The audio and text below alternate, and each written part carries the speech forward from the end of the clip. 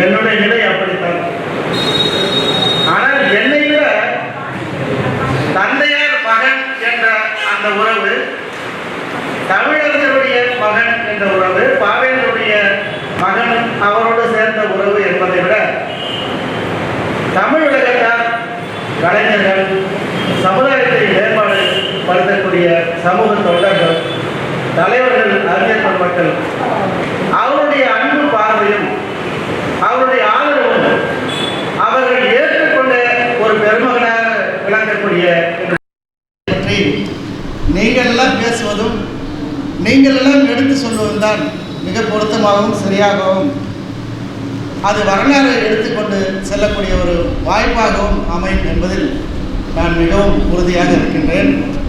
இன்னொரு உறுதியாக இருந்தேன், அது இறுதியில் தான் தெரியும் அந்த உறுதி என்ன ஆகுது.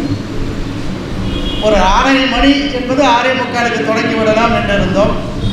வரக்கூடிய நம்முடைய அன்பர்களுடைய தாமதம் வருகை இதெல்லாம் ஒட்டி கொஞ்சம் தாமதமாக தொடங்க வேண்டிய நிலையில் நினைத்துள்ளது.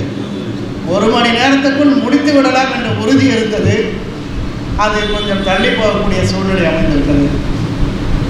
இங்கே நம்முடைய அரங்கத்திலே நம் நிகழ்ச்சி நிரலில் குறிப்பிட்டவாறு நம்முடைய அன்புக்குரிய பேராசிரியர் திரு புலவர் இரா ராமசாமி ஐயா அவர்கள் என்னுடைய தந்தையார் குறித்து மன்னர் மன்னன் மாண்புகள் என்ற தலைப்பில் பேசுவதாக அவருக்கு அழைப்பு விடுத்திருந்தோம்.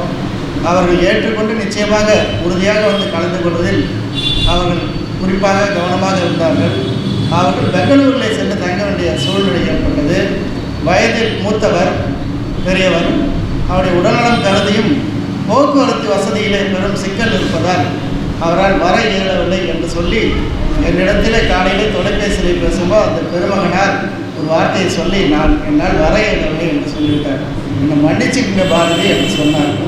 எனக்கு மிகவும் மன வலி ஏற்பட்டிருக்கிறது. அந்த சொல்லை சொல்ல வேண்டாம் என்று சொல்லி கேட்டுக்கொண்டு, நீங்கள் எப்பொழுதும் என்னுடைய தந்தையாரோடு வாழ்ந்து அவரை பற்றி நிறைய தெரிந்திருக்கக்கூடிய வயதில் மூத்தவர், உங்களுடைய அன்பும் நீங்கள் எங்கிருந்தாலும் இந்த விழாவில் கொண்டிருக்கக்கூடிய நாட்டமும் எனக்கு நன்றாக தெரியும் என்று சொல்லி அவர்கள் வர இயலாத சூழ்நிலையை நாம் ஏற்றுக்கொள்வோம். அவருக்கு பதிலாக அவரை பற்றி, என்னுடைய தந்தையாரை பற்றி பேசக்கூடிய சில பேர் இருக்கின்றார்கள். அந்த வயதை ஒத்தவர்கள் அவருடைய பணிகளிலே ஒத்துப்போய் அவரோடு பங்காற்றியவர்களாக இருக்கின்றார்கள். அடுத்ததாக நான் நினைத்தது பேராசிரியர் திரு ஆரோக்கியநாதன் ஐயா அவர்களை நினைத்து பார்த்தேன். அவருடைய வயது சூழ்நிலையெல்லாம் நாம் பார்க்க வேண்டும். எனவே அவரை போன்றவிடம் அழைத்து இந்த கூட்டத்திலே ஒரு பெருந்தொற்று நோய் பரவக்கூடிய காலகட்டத்தில் நாம் ஏற்பாடு ஏற்படுத்த வேண்டாம் என்று நான் அதை தவிர்த்து விட்டேன். நான் ஒரு சில தகவல்களை, செய்திகளை இங்கு முன்வைத்து என் உரையை நிறைவு செய்யலாம் என்று இருக்கின்றேன். என்னால் எத்தனையோ அவைகளை நான் பார்த்திருக்கின்றேன், எத்தனையோ மேடைகளில் பேசியிருக்கின்றேன்.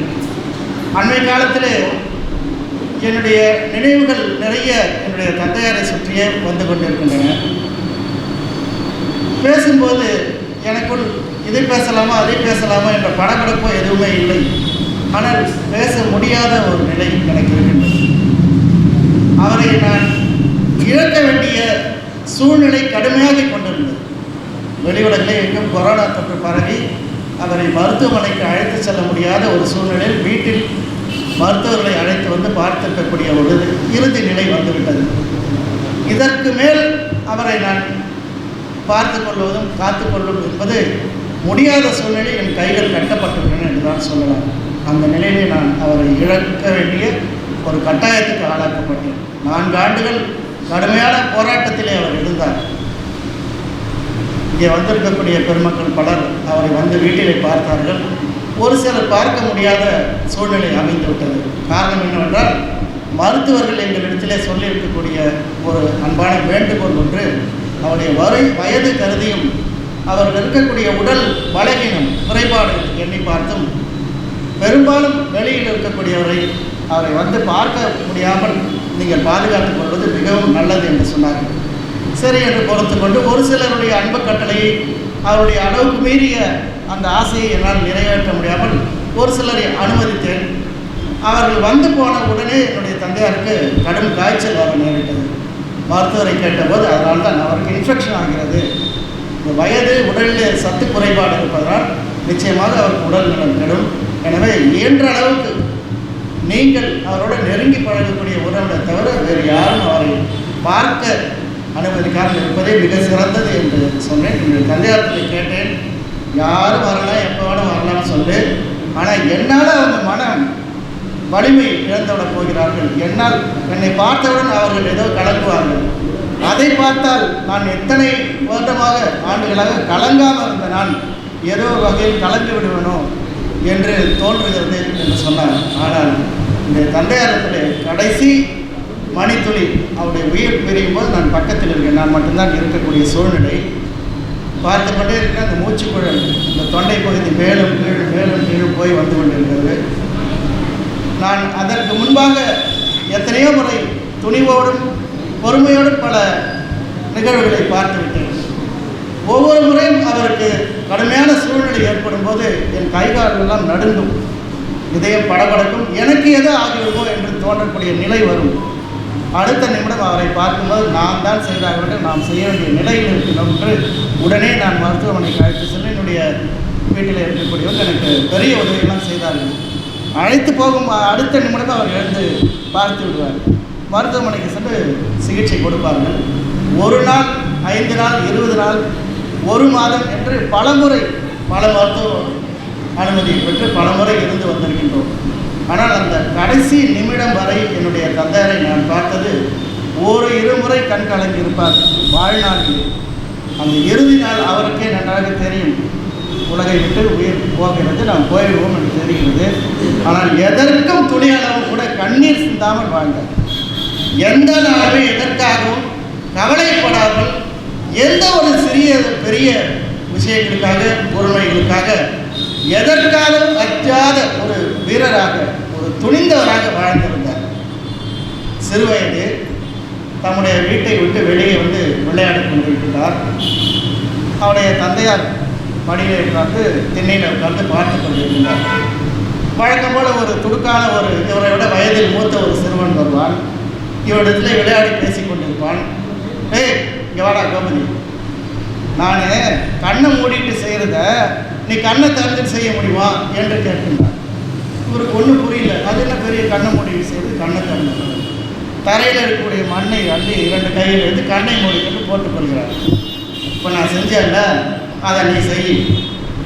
இவருக்கு ஒன்றுமே புரியவில்லை. சதாய் மட்டும் வம்பில் வந்து மாட்டிக்கிட்டோம், சரியாக போச்சு நம்ம நிலைமை என்று எண்ணி அடுத்தவங்களுக்கு சரி நான் செய்கிறேன் என்று சொல்லிவிட்டு கண்ணை மூடிக்கொண்டு செய்ய வேண்டும், அவ்வளோதானே. சரி, கண்ணை மூடிட்டு அவருடைய கண்ணிலே கொண்டு போய் இவர் போட்டுவிட்டு இவர் கண்ணை திறந்து பார்த்து கொண்டிருக்கிறார். செஞ்சுட்டேனா இல்லையா என்னன்னா அவனுக்கு ஒன்றுமே புரியவில்லை. ஓடிவிட்டான். நாளைக்கு பார்த்துக்கிட்டான் அவனை என்று சொல்லிவிட்டு போய்விட்டான். மறுநாள் காலை வந்து உட்காருங்கிறார். தேடிட்டு வந்துட்டான். வம்பு இழுக்கிறதுன்னு அவர் பல பேர் இருந்தாங்க. கடைசி வரை இருந்தார். கலங்காமல் பதில் சொல்லி கொண்டிருந்தார். ஆனால் அந்த சின்ன சிறு வயதில் அந்த பையன் செய்தது கடம் என்று 2 விரல்களை நீட்டி கண்ணருகை கொண்டு சென்று கண்ணை குத்திடுவான். இவர் ஒரு பின்னால் கண்ணு, நீ எனக்கு பயப்படுறியா இல்லை சாமிக்கு பயப்படுறியா? எப்படி கேட்டான்? பதில் சொல்லுடா என்று அவன் கேட்கின்றான். எனக்கு பயப்படுறியா சாமிக்கு பயப்படுறியா? இவருக்கு என்ன சொல்வதுன்னு பிஞ்சு வயது, ஒன்றும் புரியவில்லை. ஏதோ சொல்லி தான் ஆகணும். உடனே தந்தையாரத்தில் ஓடி சென்று கேட்கிறார், அப்பா இவன் இப்படி சொல்லிட்டான், எவனுக்கு பயப்பட மாட்டேன்னு போய் சொல்லுடா. அப்படியே ஓடு, எவனுக்கு பயப்பட மாட்டான் போடா என்று அன்றைக்கு சொன்னார் பாருங்கள். கடைசி வரை வாழ்நாளில் எவனுக்கும் எதற்காகவும் எந்த சூழ்நிலையும் பயப்படாத துணிவோடு வாழ்ந்த ஒருவரை நான் அருகிருந்து பார்த்திருக்கின்றேன். எத்தனையோ பெரியவர்களை சொல்கின்றார்கள், எத்தனையோ கல் நெஞ்சுடையவர்கள் என்று சொல்வார்கள், அல்லது இறங்கி வராதவர் என்று சொல்வார்கள், அல்லது மனம் நழுவ விடாமல் இருப்பவர் என்று சொல்வார். ஆனால் நடுநிலையோடு நின்று கொண்டு துணிச்சல் மட்டுமே தன்னுடைய வாழ்க்கை என்று வாழ்ந்தவர்கள் என்னுடைய தந்தையாரை. நான் அந்த வகையில் எண்ணி பார்த்து தான் இன்றைக்கும் நான் பூரிப்படைவேன். அதில் இங்கே இருக்கக்கூடிய பலருக்கும் நன்றாக தெரியும். இந்த மேடையாகட்டும், வெளியில் இருக்கக்கூடிய எந்த மேடையாகட்டும், தவறு என்றால் 1 முறை 2 முறை சொல்லி பார்ப்பார். கொள்கைக்கு சரிப்படவில்லை அல்லது அந்த நீதிக்கு நெறிமுறைக்கு ஒத்து வரவில்லை என்று தெரிந்தால் அவருக்கு வரக்கூடிய சினத்தை யாராலும் மறக்க முடியாது. நான் தான் பக்கத்தில் இருக்கட்டுப்பா என்று சொல்லுவேன். இதனால் அவருக்கு பல எதிர்ப்புகள், விரோதிகள் என்று சொல்லக்கூடிய பலர் அமைந்தார்கள். ஆனால் அடுத்த நிகழ்விலே அவரை சந்திக்கும் போது குழந்தை போல் பேசுகிறார். அவர்களும் இவரை கண்டு, இல்லை நான் நீங்கள் சொன்னது சரிதான், நான் தான் தப்பு பண்ணிட்டேன் என்று பேசுவாங்க. இப்படி அவருடைய வாழ்க்கையில் ஒரு வரலாற்றில் சொல்லத்தகுந்த ஒரு செய்தியாக இது இருக்கின்றது. அவருக்கு இன்னொரு பழக்கம் என்னவென்றால் 8:30 மணிக்கு நிகழ்ச்சியை தொடங்கினால் 11:30 விட்டாலும் இங்கே உட்கார்ந்து நல்ல முறையாக நின்று பேசி எல்லாவற்றையும் முடித்துவிட்டு 12 மணிக்கு வீட்டுக்கு போவார், தூங்குவார். இதே நிகழ்வுகள் ஏதும் இல்லை என்றால் 8:30 மணி 7:30 மணிக்கு சரியாக உணவு அருந்துவார். அவருடைய பழக்க வழக்கத்திலே மிக முதன்மையானது நேரத்துக்கு உணவு உண்ண வேண்டும் என்பது. சரியாக இருப்பார். நிறைய போட்டுட்டு சாப்பிட்டு என்றைக்குமே நாங்கள் பார்த்ததில்லை. கொஞ்சம் சாதம் தான், இவ்வளோதான். சோறுன்றது கொஞ்சம் தான் இருக்கும். அதை சாப்பிடும்போது இந்த 4 விரலுக்கு இந்த பகுதிக்கு மேற்பட்டு எந்த விதமான பருப்பே எதுவுமே கையில் என்றைக்குமே பார்த்தது. 5 நிமிஷம் ஆகாது முடிச்சிடுவார் சாப்பிட்டு. நான் போட்டுட்டு கதை பேசிட்டு பல மணி நேரம் சாப்பிட்டுருக்கேன். அவருக்கு அதெல்லாம் கிடையாது. சரியாக 7:30 மணிக்கு முடிச்சாரா 8 மணிக்கு தொலைக்காட்சி செய்தியை பார்த்துக்கிட்டு அமைதியாக தூங்க போயிடுவேன். என்ன சொன்னாலும் என்ன ஆனாலும் இது பேசுகிறேன் கவலையே இல்லை. நான் தான் புலம்பி தீர்த்துக்கிட்டு இருப்பேன். அப்பா தமிழ் சங்கத்தில் இப்படி பண்ணிட்டாங்க, அங்கே அப்படி நடந்துச்சு, இங்கே எல்லாத்தையும் காது நாடி தூங்கிடுவார். அவர் இருக்கக்கூடியது இது இன்றைய நிலை. இதை உணர்ந்து கொண்டோம். இப்படித்தான் மனித வாழ்க்கை இருக்கும் என்பது எப்பொழுதே பார்த்துவிட்டார். நான் நிம்மதியாக தூங்கி எழுந்து காலையில் நாம் என்ன செய்யணுமோ அதை செய்ய வேண்டியதான் நம்முடைய வேலை என்று வகுத்து கொண்டவர். அவருடைய பண்புகளில் மிக முதன்மையான ஒன்று. நல்லா தூங்கிடுவார், எதை பற்றி கவலைப்பட மாட்டார். சுனாமி வந்துச்சு, நான் அன்றைக்கெல்லாம் ராத்திரிலாம் இங்கே தமிழ்ச்சங்கத்தில் ஒருத்தர் சொல்கிறார், இங்கே வர தாங்க பாரதி வந்து தாண்டி இங்கே வந்துச்சுங்க சுனாமி, பல பேர் மூட்டை முடிச்சுட்டு இங்கே வராங்க. நான் அங்கே தானே வரேன், அங்கெல்லாம் ஒன்று சுனாமியை காணாமன்னு சொல்லி, இல்லை நீ ஓடு, நான் கொசப்பாளையம் போய் தங்க போகிறேன்னு ஓடுறாங்க. வீட்டுக்கு தொலைபேசி பண்ணி சொல்கிறப்பா இந்த மாதிரிலாம் பாரதி வீதிக்கே வந்துச்சுன்னு சொல்கிறாங்க. போன அப்படியா, சரி ஃபோனை வை, இவ்வளோ தான். வீட்டுக்கு போனால் நிம்மதியாக தூங்கிட்டு இருக்காரு. பல இடங்களில் நிலநடுக்கம் புதுச்சேரியிலும் குஜராத்திலும் நடந்த போது எல்லாம் தெருவில் இருக்காங்க, வீட்டில் இருக்க எல்லாம் தெருவில் இருக்காங்க. அத்தனை பேர் நான் மட்டும் தெருவில் இருக்கா. அவர் என்ன பண்ணுறாங்க, வீட்டில் நிம்மதியாக தூங்கிட்டு இருக்காரு. என்னப்பா நடக்கிறது நடக்கும், விடு படு என்ன சொல்கிறார், விடு வந்து படு என்று சொல்லிடுறார். ஆனால் என்னுடைய குடும்பத்தார் நானும் பலரும் என்னுடைய அன்னையாரும் அவருக்கு கொடுத்த அந்த உறுதுணை, அந்த பாச பிணைப்பு, அவரை பார்த்து கொண்ட விதம், என்னுடைய பாட்டனாருக்கு பழனியம்மாள் உள்ளிட்டவர்கள் எப்படியெல்லாம் அவர் துணையார் என்று பாதுகாத்தாரோ அந்த பக்குவமும் அந்த ஏற்பு தன்மையை நாங்கள் கொண்டு வந்தோம். எனவே பல பணிகளை ஆற்றுவதற்கு வாய்ப்பாக அமைந்திருந்தது. திடீர்னு நான் ஒரு 3 மணிக்கு 4 மணிக்கு விழித்து போகக்கூடிய பழக்கமான எனக்கு பல காலமும் உண்டு. 4 மணியில் படிக்க ஆரம்பித்த காலத்தில் 4 மணிக்கு, இன்றைக்கும் 12 மணிக்கு படுத்தால் 4 மணிக்கு எழுந்துடுவேன், 3 மணிக்கு படுத்தால் 4 மணிக்கு எழுந்துடுவேன், 11 மணிக்கு படுத்தால் 4 மணிக்கு எழுந்துடுவேன். ஆனால் இடையில் நான் எழுந்திருக்கு பார்க்கும்பொழுது 4 மணி அளவு உட்காந்து எழுதிட்டு இருப்பேன். என்னப்பா இப்போ பனி நேரமாக இருக்குது, கதையில் எல்லாம் கட்டிட்டு எழுதி இல்லை, முந்தானத்து சாயந்தரம் வச்சது இது, நேற்றெல்லாம் யோசிச்சுட்டு இருந்தால் வேறு வேலை வந்துச்சு, எழுதி முடிச்சுட்டேன். அப்படி அந்த ஒரு தொடர்ச்சி அவர் மனதில் இருந்து கொண்டே எழுதி முடித்து விடுவார். அவரை எழுதக்கூடிய அந்த பாங்கை நாம் பார்க்கும்பொழுது வீடு எனக்கே ஒரு அமைதி வந்துவிடும். சரி, இப்படின்னா அவருடைய எழுத்து நடையிலே நீங்கள் பலரும் படித்திருக்கலாம், இன்னும் சிலவற்றை படிக்க முடியாத சூழ்நிலையில் இருக்கலாம். கலைஞர் அவர்கள் எப்படியெல்லாம் ஒரு துணிவோடும் புழைவோடும் நிறைய சொற்களை அடுக்கி எழுதுவார்கள். எங்கள் தந்தையாரத்தில் இருக்கக்கூடிய ஒரு நறுக்கான ஒரு செய்தி, அவருடைய தந்தையாரை விட இவருடைய படைப்புகளிலே சொல்ல வந்த செய்தியை நேரடியாக சொல்லிவிடுவார். ஒன்று. இரண்டாவதாக தேவையில்லாத சொற்கள் வார்த்தைகள் அது இருக்கவே இருக்காது. அவருடைய நடை ஒன்று அழகாக இருக்கும். ஒரு கட்டுரை எழுதுவார் என்றால் அதில் ஒரு கதை போல சொல்லித்தான் தொடங்குவார். அது படித்தா ஒரு கதை போல இருக்கப்போ வேந்தரின் மைந்தன் நான் தான் எழுதி கொடுத்தேன். உங்களுக்கு படித்த போது நிறைய தகவல் கிடைச்சிருக்கும். ஆனால் அதில் ஒரு கதை போவது போல ஒரு ஓட்டம் இருக்கும், ஒரு சொற்களுடைய சுவை இருந்திருக்கலாம். இதை நான் அவர்கள் கற்றுக்கிட்டேன். நான் பலமுறை சிறு வயதில் எழுதி என்னதோ பண்ணியிருக்கேன். ஒரு குறிப்பிட்ட வயது வந்த பிறகு ஒரு முதன்மையான நாளிதழுக்கு ஒரு கட்டுரை கேட்டாங்க, விடுதலை போராட்டத்தை பற்றி எழுதினாங்க. எனக்கு நிறைய விஷயம் தெரிஞ்சுது. எழுதிட்டேன், ஒரு 6-7 பக்கம் எழுதிட்டேன். சென்னையில் இருக்கேன், கொண்டு போய் நானே தினமலரில் அந்த பத்திரிகை ஆசிரியர்கிட்ட கொடுத்துட்டேன். படித்து மறுநாள் தொலைபேசி பண்ணார். நல்லா எழுதியிருக்கீங்க, நல்ல அருமையான பல தகவல் சொல்லி பாரதிதாசன் எல்லாம் சொல்லியிருக்கீங்க. ஆனால் நீங்கள் நிறைய சொல்லியிருக்கீங்க, நாங்கள் இதை எதிர்பார்க்கல. நீங்கள் என்ன சொல்லணுமோ ஒரு செய்தி 2 தகவல் இதை எடுத்து அழகாக சொல்ல பார்க்கணும். அப்போ தான் தோணுச்சு. ஆல் இண்டியா ரேடியோவில் தொடங்கி வானம்பாடி இதழ் அதற்கு முன்னால் நடத்தி பாவேந்தர் பாரதிதாசன் இடத்துல பயிற்சி பெற்று இந்த அளவுக்கு தன்னுடைய மாற்றி நேரடியாக அப்பா சொல்கிறாரே அதை போல எழுத வேண்டும் என்று நான் அன்றைக்கு தான் கற்றுக்கொண்டேன். அப்படி வழிநடத்திக் கொண்டேன். பாவேந்தர் இங்கும் அங்கும் நடந்து கொண்டிருக்கிறார். இவருக்கு தெரியும் என்ன எதிர்பார்க்கிறது. அவருடைய அச்சுக்கூடமும் அவருடைய இதழ் பணிகளும் சிறந்து விளங்க இவர் முழுமையாக தன்னை ஈடுபடுத்திக் கொண்டார். தந்தையார் தான் தெரியும், அதை நிறைய சொல்ல வேண்டியதில்லை. அவர் விரும்பக்கூடிய அந்த வகையில் கொண்டு வந்து படைப்பை தர வேண்டும், பதிப்பை தர வேண்டும். அது இவருடைய தலையாய பணி. ஏனென்றால் பாரதிதாசனார் பழகக்கூடிய பலரும் அவர் படிக்கக்கூடிய ஏடுகளும் பாரதி ஒரு இந்தியா இதழிலே கார்ட்டூன் போன்ற சித்திரங்களை வெளியிட்டாரே, அப்படியெல்லாம் புதுமையான வடிவத்தில் இதழ்களை நடத்த வேண்டுமே என்ற ஏக்கம், ஆவல், துணிவு பாரதிதாசனார் கொண்டு என்பதை புரிந்து கொண்ட இவர் அவர்கள் தன்னை ஒப்படைத்துக் கொள்கிறார். கட்டுக்கட்டாக நூலை கட்டணும், புத்தகங்களை கட்டணும், இரவு பகலமாக கட்ட வேண்டும். யாரும் உடன் இருக்க மாட்டாங்க, ஒரு சில நேரம் இருப்பாங்க, பல நேரம் இருக்க மாட்டாங்க. பல மணி நேரம் கையில் கட்டி பார்சல் கட்டி கட்டி கையெல்லாம் ரத்தம் சொட்ட சிறங்கு புண்ணாக்கி விடுகிறது. அதோடு கையிலே சாக்கு துணியை கட்டி கொண்டு என்னுடைய தந்தையார் பாரதிதாசனாருடைய படைப்புகளை புத்தகமாக்கி வெளியூருக்கு அனுப்பி செய்தார். இதில் ரொம்ப நுட்பமாக பார்க்க வேண்டிய செய்தி, அவருக்கு என்ன அவர் பாட்டு இருப்பார், ஓஹோ ஆகோன்னு வரணும். பாரதியார் கூட பாரதிதாசனுக்கு பெரிய கற்பனை, இப்படிலாம் இருக்கணும், அப்படிலாம் செய்யணும். கூப்பிட்டு சொல்கிறார், தம்பி உணவு இந்த புத்தகத்தில் பலபலன்னு ஒரு கோல்டு தங்கம் மாதிரி எழுத்து போட்டு பண்ணுறாங்கப்பா, அந்த மாதிரி படம் எழுத்துலாம் வரணும், சில்வரில் போடுறாங்க, அதெல்லாம் புதுசாக இருக்குது எனக்கு, அந்த மாதிரி நீ பண்ண முடியுமான்னு உடனே ஏற்றுக்கிறார். சென்னைக்கு போகிறாரு, அலைஞ்சி தெரிஞ்சு, அப்போல்லாம் ட்ராம் தான், ஒரு ட்ராமில் ஏறி இன்னொரு இடத்துல இறங்கி அங்கே போய் இங்கே போய் எல்லாருக்கும் அத்துப்படி இருக்குது. பாவேந்தர் போய் பார்க்கக்கூடிய பெரியவர்கள், பதிப்பகம், பிரிண்டர்ஸ் எல்லாமே அவருக்கு நல்லா தெரியும். போயிட்டு அங்கே பார்த்து கோல்டு இங்கு, சில்வர் இங்கு எல்லாத்தையும் வாங்கி வந்துடுறாரு. ஒரு சிறிய அளவில் இடம், அச்சுக்கூடம், அதில் ஒரு பையனை வைத்துக்கொண்டு இதெல்லாம் செய்யணும் போகணும்னு சொல்லிட்டு அவன் வந்துட்டு மதியம் 3 மணிக்கு போயிடுறான். 2 நாளில் இந்த அச்சிட்டு இதை வெளியிடணும்னு சொல்லிட்டு போயிட்டார். யார் பார்த்தேன், அவங்க அப்பா ஒரு உட்கார்ந்து அச்சிடுறாரு. என்னுடைய தந்தையார் கோல்டு கலர் அட்டை, கோல்டு பூசி அந்த தங்க நிறத்திலான மைய அச்சு ஓட விட்டுது, ஒவ்வொரு அச்சையாக ஓட்டுறது. அதில் இருக்கக்கூடிய மைய அந்த அறையெல்லாம் பரவும், மூக்கெல்லாம் எரியும், கண்ணெல்லாம் படரும், முகமெல்லாம் தங்க நிறத்தில் அந்த மை படிந்து படிந்து படிந்து இவர் யாருக்குன்னே தெரியாதோட தங்கத்திலான மன்னர் மன்னனாக மாறிட்டார். எங்கள் அப்பா முழுமையாக கோல்டு. 2 நாள் கழிச்சு பார்த்தா சில்வர்.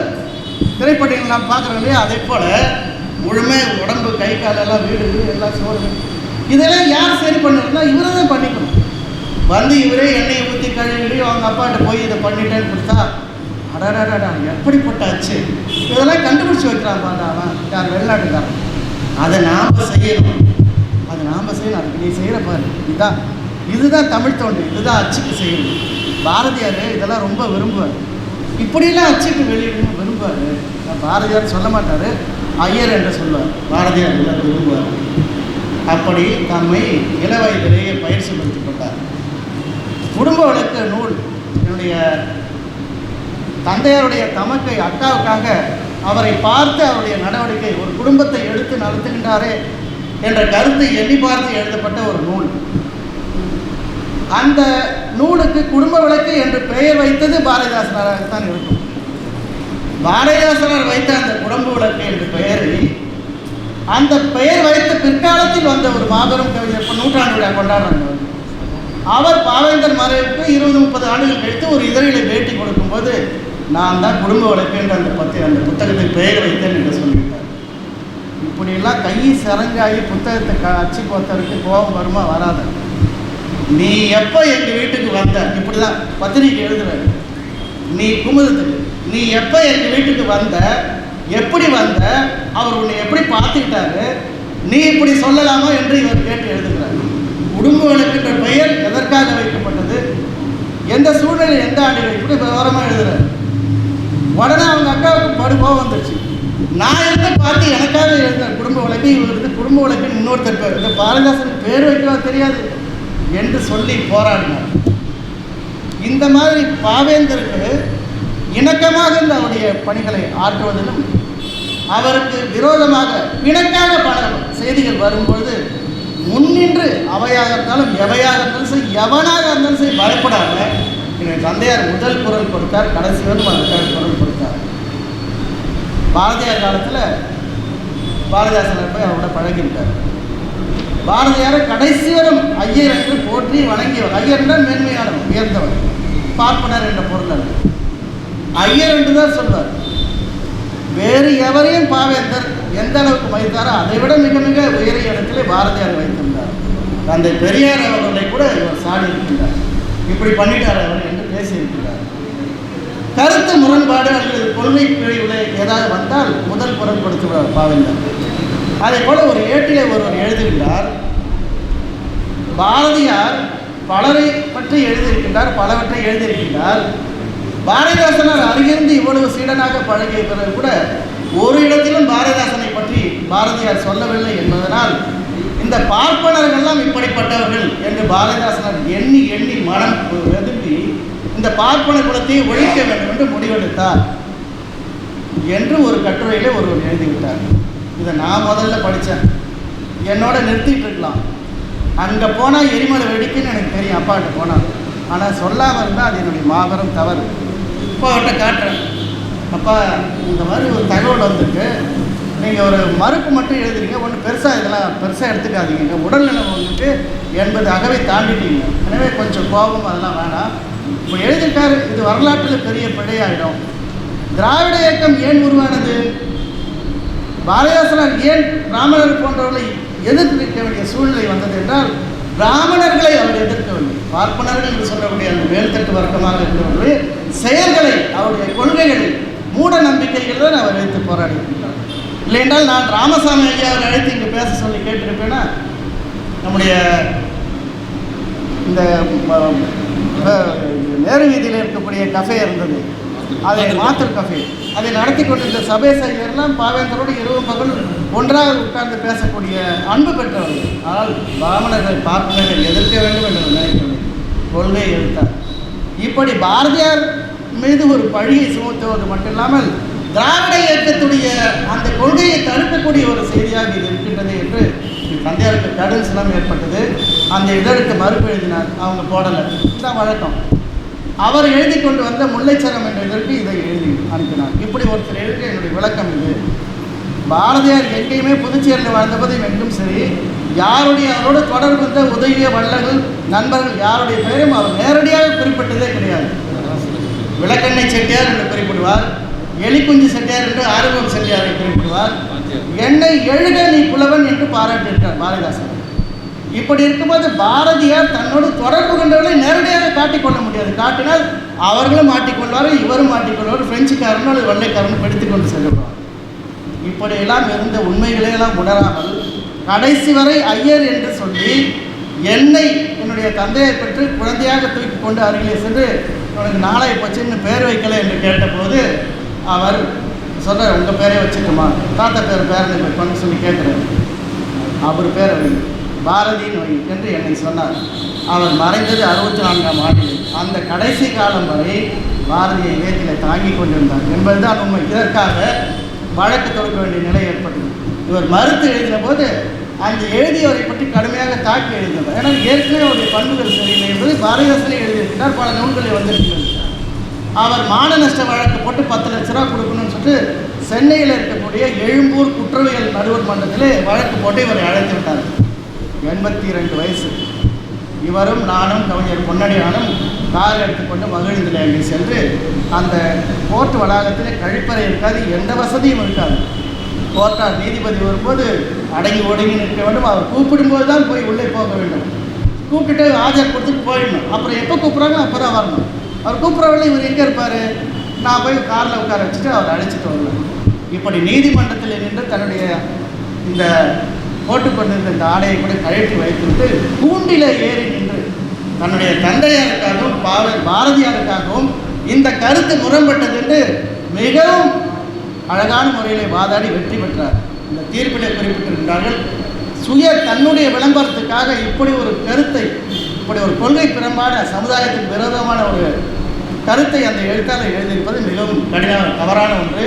எனவே இதை இந்த பாரதிதாசனுடைய மகன் என்று சொல்லக்கூடிய நிரூபித்து காட்டியிருக்கின்றார். இவர் நினைத்தால் மேலிடத்துக்கு சென்று இந்த வழக்கை மான நஷ்டம் அவருக்கு கேட்கக்கூடிய அளவில் தீர்ப்பு அளிக்கப்படுதுன்னு சொன்னாங்க. இது என்ன செஞ்சார்? அதெல்லாம் வேணாம். என்னுடைய வாதம் இதுதான். இப்படி 82ஆம் அகவையிலே ஒரு நீதிமன்றத்துக்கு சென்றவர் அம்மா அவர் குறிப்பிட்டவாறு 16 வயசில் நீதிமன்றத்துக்கு போனவர் எல்லாத்தையும் பார்த்தவருக்கு இதெல்லாம் ஒன்றுமே இல்லை. அன்று தொடங்கி அந்த பணி கடைசி வரை இருந்து கொண்டு என்னிடத்தில் கடைசி காலத்தில் நான் கேட்கின்றேன். சில நேரம் வரும், பேச முடியாத சூழ்நிலை வரும், மிகவும் முடியாத நிலையும் வரும், மீண்டு வருவார், பேசுவார். ஒரு நாள் ரொம்ப முடியாத ஒரு சூழ்நிலை, அன்றைக்கு மறுநாள் ஏதோ பெரிய உற்சாகம் அடைந்து விட்டார். தினமணி இதழை கொடுக்கின்றது, அதை படிக்கின்றார். பிரபஞ்சன் அவரை பற்றி செய்தி வந்திருக்கின்றது. அவருடைய பெயர் ஒரு இது பரிந்துரைத்திருக்காங்க, இப்படியெல்லாம் இருக்குன்னு சொல்லியிருக்காங்க. எழுத்தை கூட்டி படித்து விட்டு, பிரபஞ்சனா நான் ரொம்ப கேட்டேன்னு சொல்கிறேன் என்று சொல்கிறார். இறப்பதற்கு சில ஓராண்டுக்கு முன்பாக இந்த கடுமையான நிலையிலே கூட அவருக்கு இருந்த நினைவாற்றல் யாருமே அவரை மிகவும் துல்லியமாக ஆராயப்பட வேண்டிய ஒருவர். அப்படிப்பட்ட ஒரு நுட்பமான நினைவாற்றல். எத்தனையோ மருத்துவ சிகிச்சை, எத்தனையோ இடங்களில் கடுமையான நிலை, வெவ்வேறு நிலைக்கெல்லாம் ஆளாக்கப்பட்டார். ஆனால் என்ன சிறுவயதில் நடந்ததோ, போன வாரம் என்ன நடந்ததோ, இடையில என்ன நடந்ததோ எல்லாவற்றையும் சொல்லிக் கொண்டிருந்தார். இது எப்படி அவருக்கு வசப்பட்டது என்பது எனக்கு இன்றைக்கு வரை புரியவில்லை. அதுதான் என்னுடைய தந்தையார் மன்னர் என்பதை இந்த அவையில் நான் தெரிவிக்க கடமைப்பட்டிருக்கின்றேன். பல பேரை ஊக்கப்படுத்தியிருக்கின்றார்.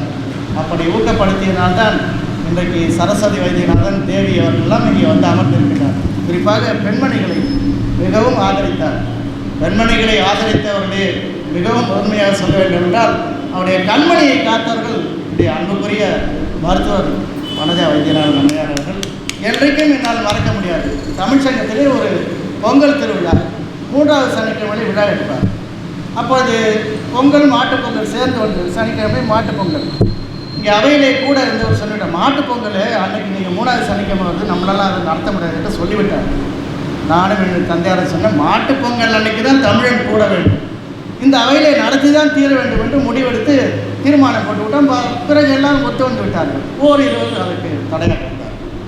வீட்டுக்கு போயிட்டு 2 நாள் பார்வையிலே கொஞ்சம் தடுமாற்றம் வந்தது. அம்மையார் அவர்களே டாக்டருக்கு அழைத்து சென்று பார்த்தவுடன் அவருக்கு குறை இருக்கிறது, கண்புரை நீக்க வேண்டும் என்று அவர் சொல்லிவிட்டார். இவருக்கு சிந்தனை கூட தமிழ்ச்சங்க நிகழ்ச்சி நடக்குதுன்னா அதை முடிச்சுட்டு வரணும், அந்த பேச்செல்லாம் வேணாம், அட்மிஷன் நாளைக்குண்டாங்க போயிடுங்க படுத்துங்க. வரலாறு வந்து அவர்கள் கண்புரை நீக்கி கொண்டார்கள். அம்மையார் அவர்கள் மிக உயர்ந்த வகை கண்ணாடி அவருக்கு அந்த லென்ஸை பொருத்தி அவருடைய துணை கணவருடைய அந்த அன்போடு அவருடைய பெரியவருடைய அந்த குடும்பத்தால் பாவேந்தருடைய மகன் மன்னர்மன்னன் எப்படிப்பட்டவர் என்பதெல்லாம் அவருக்கு சொல்லியிருக்கிறார்.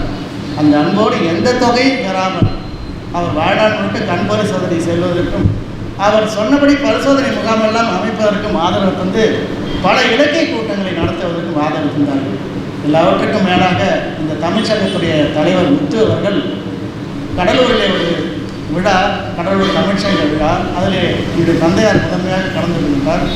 பிஐடி பல்கலைக்கழகத்துடைய வேந்தர் வந்து ஒரு விருதெல்லாம் வழங்குகின்றார். அதை முடித்துவிட்டு கீழே வந்து அந்த அரங்கத்தில் அமரும்போது முடிச்சிடறேன். நிறைய மாணவர்கள், கல்லூரி மாணவர்கள் அவர் சூழ்ந்து கொண்டார் தந்தையார். நான் பக்கத்தில் இருக்கின்றேன், நானும் ஒப்பம் போட்டு கொண்டிருக்கேன், அவர் ஆட்டோகிராஃப் போட்டுட்டு இருக்கார். நான் சிலது முடித்து விட்டு அவர்களை வந்து பார்க்கின்றேன். எழுதி கொண்டிருக்கக்கூடிய அந்த கையொப்பம் தாளை விட்டு வெளியே கீழே போய் கொண்டிருக்கிறது. என்னவோ நேர்கிறது என்ற பயத்திலே நான் அப்பா கொஞ்சம் இருங்க என்று சொல்கிறேன். அப்படியே மழைக்கு விழுந்து விட்டார். அந்த விழா விழா நடந்து கொண்டிருக்கிறது. நான் கத்தி விட்டேன். உடனே ஓடி வந்து, ஐயா முத்தாண்ண அப்பா மயக்க மாட்டேன். அப்படியா இருங்க நான் வரேன்ட்டு எல்லாரும் இறங்கி கீழே வந்து அவருக்கு உரிய மருத்துவத்தை விழாவை நிறுத்திவிட்டு என்னுடைய தந்தையாரை நானும் முத்து உள்ளிட்டவர்கள் தூக்கி ஒரு ஆம்புலன்ஸை வரவழைத்து அருகிலுள்ள மருத்துவமனை கடலூரில் சேர்ந்து அவருக்கு அன்றைக்கு தான் பிபி இருக்கின்றது என்பதை கண்டுபிடித்து அவரை போற்றி பாதுகாத்த என்னுடைய அன்புக்குரிய அண்ணனாக அல்லது என்னுடைய குடும்பத்தில் என்னுடைய தந்தையாருடைய தம்பியாக நினைத்து நான் வழங்கி மகிழக்கூடிய புதுவை தமிழ்ச்சங்கத்துடைய தலைவரை எந்த நாளும் என்னால் மறக்க இயலாத திரு முத்து அவர்கள் அன்றைக்கு சொன்னார், பாரதி எத்தனை லட்சம் எவ்வளோ செலவானாலும் பரவாயில்ல, அவரை நான் பார்த்துக்கிறேன், நான் காப்பாற்றுறேன் என்று சொன்னார். அந்த ஒரு சொல் எனக்கு போதும். இப்படிப்பட்டவர்கள் அவருக்கு இருக்கிறார். ஏனென்றால் 50 ஆண்டுக்கு மேலே திரு முத்து அவர்களை என்னுடைய தந்தையார் நன்றாக அறிந்தவர். அவர் லாரி ஓட்ட அந்த அவருடைய தந்தையார் எடுத்துக்கொண்ட அந்த தொழிலுக்கு முன்பாக இவரை தெரிந்து கொண்டார். 50 ஆண்டுக்கு மேலே தெரிந்திருக்கிறார் என்றால் முத்து அவர்கள் இந்த ஊரை சார்ந்தவர் தான் என்று நான் நினைக்க வேண்டும், நாம் எல்லாம் நினைக்க வேண்டும். இதில் வேறு பேச்சுக்கு இடமில்லை என்றால் நான் கருதுகின்றேன்.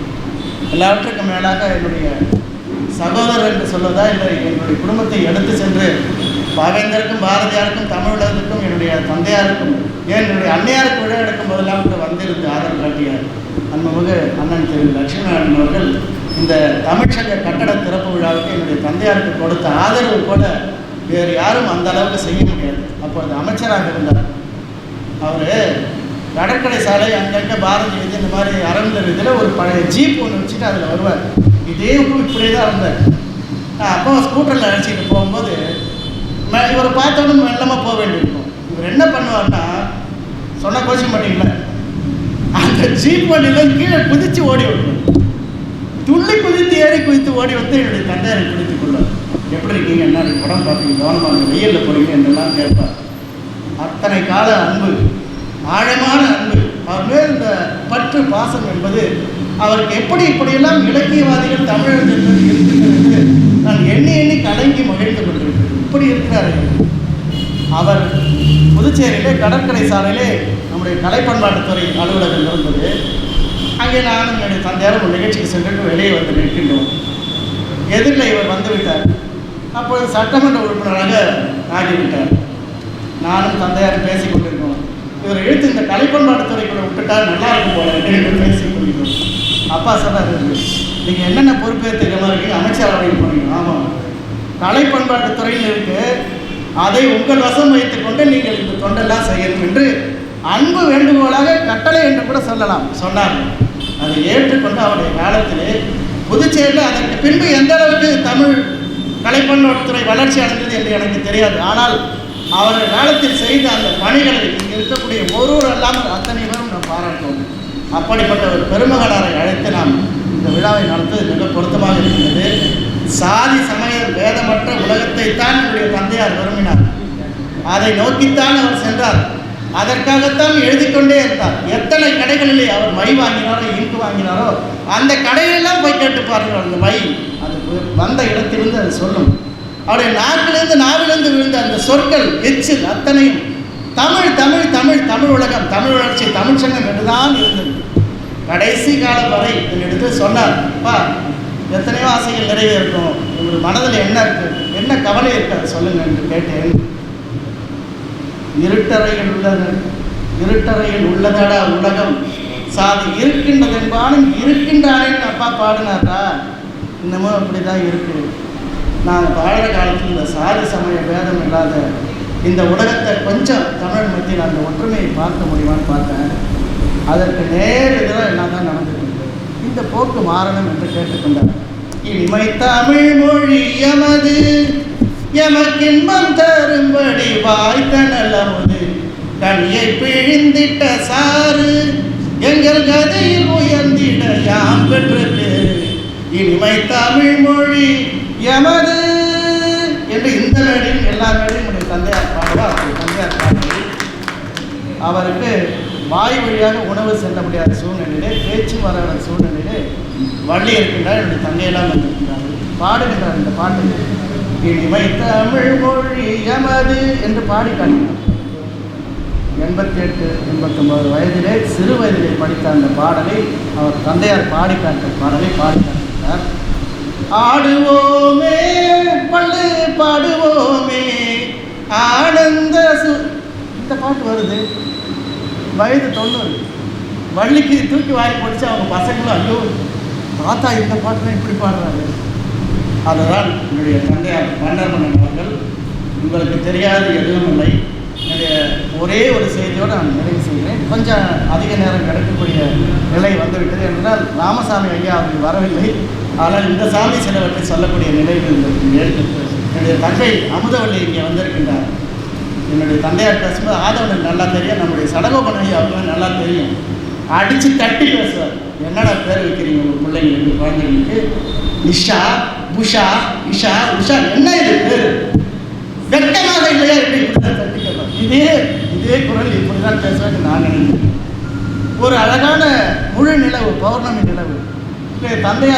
தாயார் கருவுற்று குழந்தை பெற மருத்துவமனையில் சேர்த்து இந்த குழந்தை பெற மருத்துவமனையிலே குழந்தை பிறக்கின்றது. வீட்டிலேருந்து என்னுடைய தந்தையார் பக்கத்தில் இருந்து பார்த்துக்கிட்டு நாங்களாம் இருக்கோம். அவங்க அம்மா கிட்ட சொல்கிறார், என்ன பேர்ப்பா வைக்க போகிற? அவங்க கேட்குறாங்க, அம்மா வானத்தில் நிலவை பார்த்துட்டு குழந்தையை பார்க்கின்றார். அமுதவல்லி அவங்க தான் என்னுடைய தங்கை அமுதவல்லி. வைத்த பெயர் புரட்சி கவி என்று பாரதிதாசன் எழுதிய நூலிலே உதாரணம் என்ற கவிஞன், இளவயது கவிஞன், ஒரு இளவரசிக்கு பாடம் புலமை கற்றுத்தர வேண்டும், கவிதை கற்றுத்தர வேண்டும். அமைச்சர் சொல்லிவிட்டார் அரசனிடத்திலே, இளங்காதர்களாக ஆகிவிட்டால் பெரும் தொல்லை வந்துவிடும். எனவே இந்த ஆசிரியர் குருடர் என்றும் அமுதவல்லி என்ற அந்த பெண் இளவரசியும் நோயுற்றவர் குஷ்டரோகி என்று சொல்லிவிட்டால் இடையிலே பார்க்காமல் திரை போட்டு விடும் என்று ஒரு காட்சி இருக்கும். அதிலே ஒரு பௌர்ணமி வந்துவிடும். அந்த புலவனால் உதாரணம் சும்மா இருக்க முடியாது, அந்த நிலவை பார்த்துவிட்டு பாடி விடுவாங்க. இப்படிப்பட்ட ஒரு நிலவை பாடுகிறார் என்று அந்த வேகத்திலே திரையை வரைக்கும் இளவரசி பார்த்து விடுவார். அங்கே எல்லோருக்கும் காதல் வந்து அந்த கதை போய்கொண்டிருக்கும். இப்படி தமிழ் பெயரை உச்சரிக்க வேண்டும், சொல்ல வேண்டும் என்பதற்காக அமுதவல்லியை கொண்டு வந்தார். காரண பெயர் பாரதி நினைக்க வேண்டும் என்று பாரதியை கொண்டு வந்தார். தென்னவன் என்று உலகெங்கும் போற்றக்கூடிய தென் மன்னவன் என்று சொல்லக்கூடிய தென்னவனை கொண்டு வந்தார். செல்வம் செழியன் என்று இரட்டை குழந்தை, மணிமொழி என்று மூத்த குழந்தை அவர்கள் தவறிவிட்டார். இப்படி போய்கொண்டிருந்த நாம் இன்றைக்கு எப்படி போய்கொண்டிருக்கின்றோம், என்னென்ன பெயரெல்லாம் வைத்துக் கொண்டிருக்கின்றோம், நம்மை நாம் இழந்து கொண்டிருக்கின்றோம் என்பதை பாருங்கள்.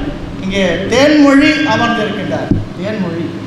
பின்னால் வள்ளி அமர்ந்திருக்கின்றார், நல்ல தமிழ் பேர். சரஸ்வதி, சுந்தரி, இப்படி வச்ச பேர். முனிமாலாம் போயிட்டாங்க, பரவாயில்ல. சரஸ்வதி, சுமதி, இந்த பேரெல்லாம் கூட போயிடுச்சு. இப்போ இஷா, அஷா, அப்பாவுக்கும் தெரியல, அம்மாவுக்கும் தெரியல என்ன சொல்லி கூப்பிடுறது. மூணாவது பிள்ளைக்கு என்ன பேர், பக்கத்தில் தங்கச்சி பொண்ணு பிறந்து அதுக்கு என்ன பேர் சொல்ல முடியல. இதையெல்லாம் உங்கள் கையில் விட்டு விட்டு நம்முடைய உடைய மாண்புமிகு முதல்வரின் நாடாளுமன்ற செயலர் இந்த அவைக்கு அழகு கொண்டு என்னுடைய தந்தையார் எந்த அளவுக்கு மனதில் தாங்கிக் கொண்டிருக்கிறார் என்பது எங்களுக்கெல்லாம் தெரியும். அவர் பேச வேண்டியது நான் கொஞ்சம் அதிக நேரம் எடுத்ததுக்கு அதை குறித்து எல்லோரும் பொறுத்து கொள்ளுங்கள். நான் நிறைய நேரம் பேச வேண்டாம் என்று இருந்தேன். நிச்சயமாக அழக்கூடிய நிலையில் தான் வந்தேன்.